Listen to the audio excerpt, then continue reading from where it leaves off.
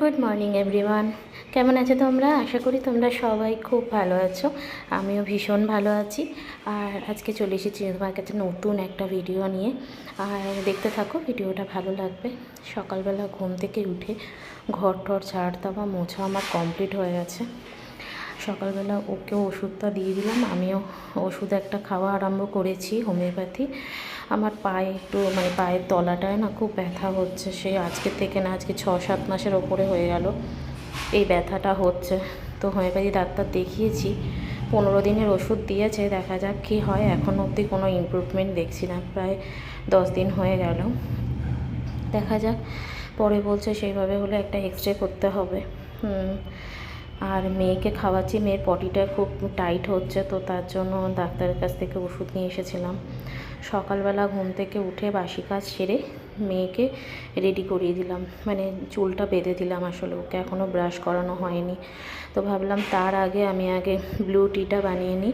ওটা তো ভিজিয়ে রাখতে 2-3 মিনিট টাইম লাগবে, তো 2-3 মিনিট ওটা ভিজিয়ে রেখে তারপরে মেয়েকে যাব ব্রাশটা করাতে।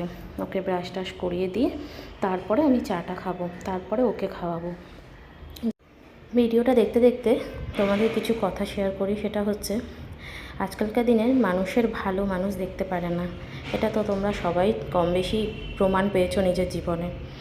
তো মানুষের হিংসা, ভালো মানুষ কারোর দেখতে পারে না। কেউ ধরো দেখলো ভালো আছে, সুখে শান্তিতে ঘর করছে, সেটা সহ্য করতে পারে না মানুষ, খুব হিংসে হয় দেখে। আর তার জন্য হিংসে দাউ দাউ করে জ্বলতে থাকে সারা গা। তো যাদের এরকম আমার ভিডিও দেখে দাউ দাউ করে জ্বলতে থাকে সারা গা, তাদের উদ্দেশ্যে কিছু কথা বলবো। সেটা হচ্ছে, তোমরা আমার ভিডিও আরও দেখো আর আরও জ্বলো। তোমরা যত জ্বলবে তত আমার উন্নতি হবে, আমি আরও বেশি ভালোভাবে থাকতে পারবো।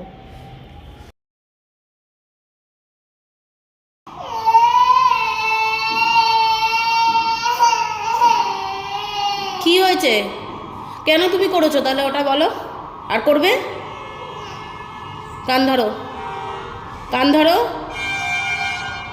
কান ধরো।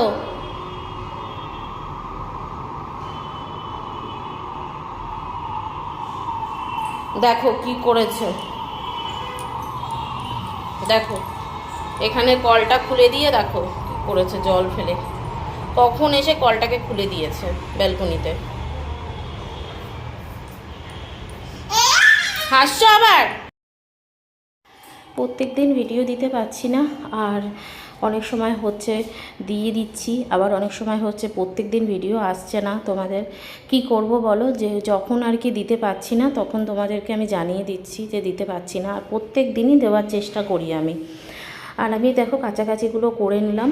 আর এইখানে হচ্ছে আমার ব্রেকফাস্ট আজকে ব্রাউন ব্রেড আর হচ্ছে ডিম সেদ্ধ। আজকে করছি খিচুড়ি রান্না, আজকে শনিবার, তো খিচুড়ি রান্না করছি। রাজীব আবার বলেছিল আলুর দম করতে, তো আলুর দমটা সব কাটাকাটি হয়ে গেছে। কালকে রাত্রিরে এগুলো ভিজিয়ে রেখেছিলাম, আর আজকে দেখো সকালে আগে ঘুম থেকে উঠে এগুলো কেচে কুচে দিয়েছিলাম, তোমরা তো দেখলেই। তারপরে রাজীব যাওয়ার আগে মেলে দিয়ে তারপরে গেছে। প্রায় শুকিয়েই এসছে, অনেকগুলো ভারী ভারীগুলো শুকায়নি এখনও। সব কাটাকাটি হয়ে গেছে আলুর দমে। আর আলুর দমের কাটাকাটি করার পরে দেখি রাজীব মাছ নিয়ে এসেছে, ইলিশ মাছ। বলে কি, ইলিশ মাছটা তাহলে ভাজা করে নাও, তাহলে আলুর দমটা রাত্রিরের জন্য করে রেখে দাও, লুচি আর আলুর দম রাত্রিরে খাওয়া হবে। তখন ঠিক আছে, তাহলে দেখি যদি সময় পাই তাহলে আলুর দমটা এখন করব, না হলে রাতেই করব আলুর দমটা। আর যেটা তোমাদের বলছিলাম, কালকে রাত্রিরে তো ওগুলো ভিজিয়ে রেখেছিলাম, ওগুলো অনেকগুলো শুকিয়েছে, অনেকগুলো শুকায়নি। আবার কিছুটা ছিল মেয়ের জামা কাপড়, আমার জামা, সেগুলো আবার হচ্ছে এখন ভিজিয়ে রেখেছিলাম সকালে, আর এখন সেগুলো কেচে কুচে মেলে দিচ্ছি। ওই ব্যালকনিটাতেও মেলা যায়, কিন্তু ওই ব্যালকনিতে না এই যে গ্রিলগুলো মোছা হয়নি এখনও, তো ওগুলো নোংরা থাকে, তারে তো সব ধরে না, এই গ্রিলে দিয়ে দিলে সব শুকিয়ে যায়, তাই গ্রিলটা এখনও মোছা হয়নি। তো ভাবলাম ঠিক আছে, হয়ে যদি যায় তো ভালো, আর যদি একান্তই না হয় তাহলে ডাইনিংয়ের গ্রিলে দিয়ে দেবো।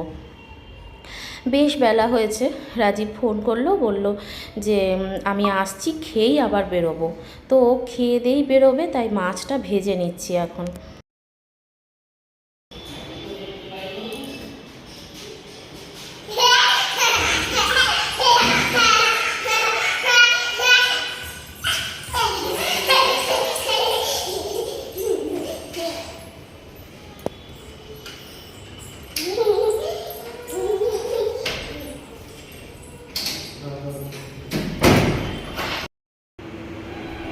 রাজীব চলে এসছে দেখলে, তো ওকে আমি খাবারটা দিয়ে দিয়েছি।